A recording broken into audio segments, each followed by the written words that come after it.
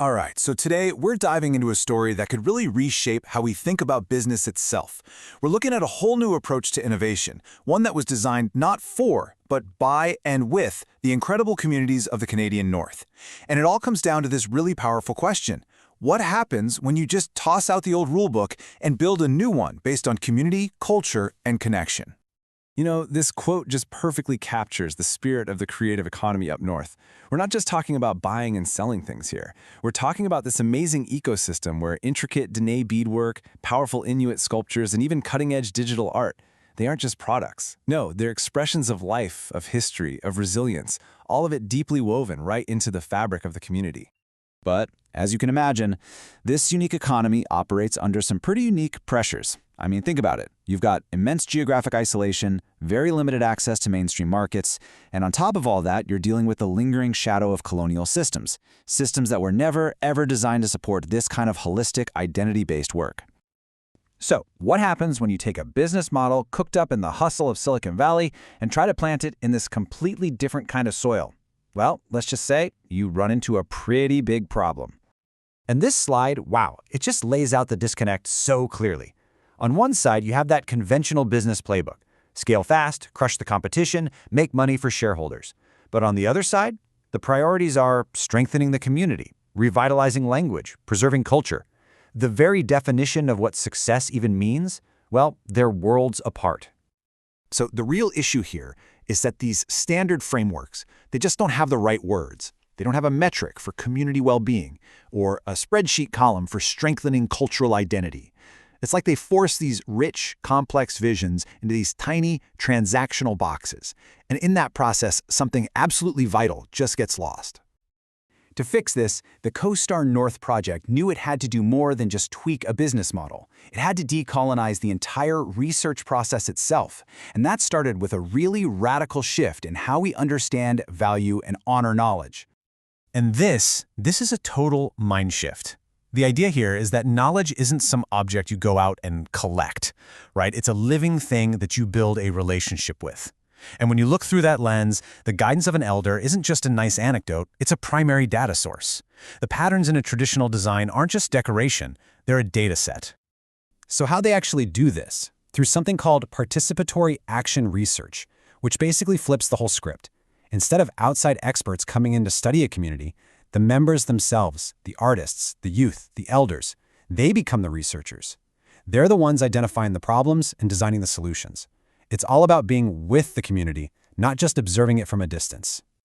And this is not a one-and-done kind of thing. PAR is a living, breathing cycle. The community plans something, they act on that plan, they observe the results, and then they all get together to reflect on what they've learned.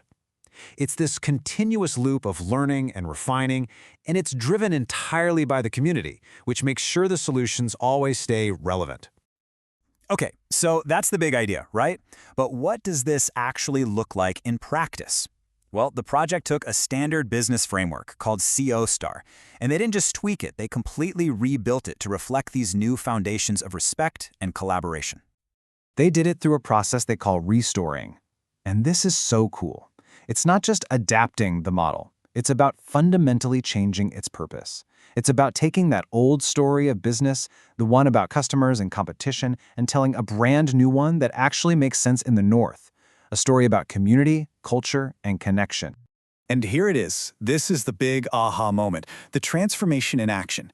So in this new model, C isn't for customer. No, it's for community, for elders, and for councils. O for opportunity isn't about market gaps, it's about cultural revitalization. And R for results, it's not profit, it's community well-being. Every single piece of the business model was restoried to line up with Northern values. But the project also looks ahead, to the future. It asks a really critical question. How can modern tools, like artificial intelligence, actually serve these communities ethically and on their own terms? Before a single line of code was written, they established this crucial ethical foundation, the OCAP principles. This ensures that First Nations communities have complete and total sovereignty over their own data and traditional knowledge. They decide who owns it, who controls it, who gets to see it, and who holds it. Nothing happens without their direction and consent. Full stop. This was the guiding question for every piece of technology they developed. The goal was never to replace people or their skills. It was always about creating tools that empower people, that enhance the capabilities they already have, and that solve the real-world problems that they themselves identified. And this led to some incredibly specific and practical tools. For example, an AI that helps write those crazy complicated grant proposals, or another tool that can scan the market to spot cultural appropriation, and even one that helps artists in remote areas manage their logistics. Each tool was co-designed from the ground up with the community to meet their actual needs. So in the end, what you get are these real, tangible resources that are designed for lasting, self-determined impact. You get an open-source toolkit that anyone can use and adapt. You get a documented model so other communities can follow this path. And you get working AI prototypes built on that solid ethical foundation of data sovereignty. And that's really what CoStar North leaves us with, right? This one huge question.